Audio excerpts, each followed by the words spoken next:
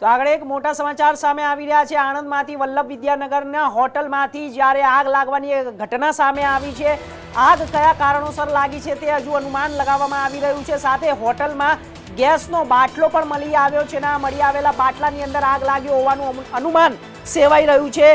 તો gas સિલિન્ડરમાંથી leakage થતા ભીષણ આગ લાગી હતી અને આ સાથે જ ઇસ્કોન મંદિર પાસે અંજલિ મગપુલાવ હોટલમાં આગ લાગવાની આ ઘટના સામે આવી છે। આગ લાગતા અફરાતફરીનો માહોલ દેખાઈ રહ્યો છે। ફાયર બ્રિગેડે પાણીનો મારો ચલાવ્યો છે અને આગ કાબૂમાં લીધી છે।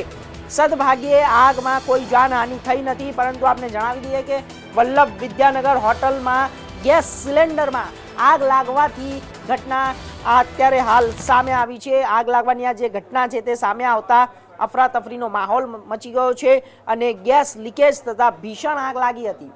સાથે જ ઇસ્કોન મંદિર પાસે આવેલી અંજલિ મગ પુલાવ હોટલમાં આગ લાગવાની ઘટના સામે આવી છે।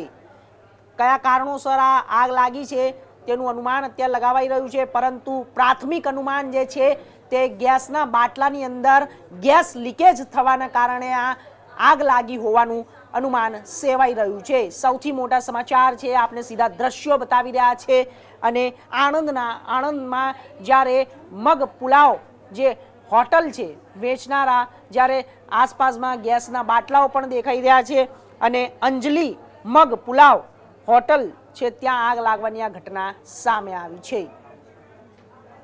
અંજલિ મગ પુલાવ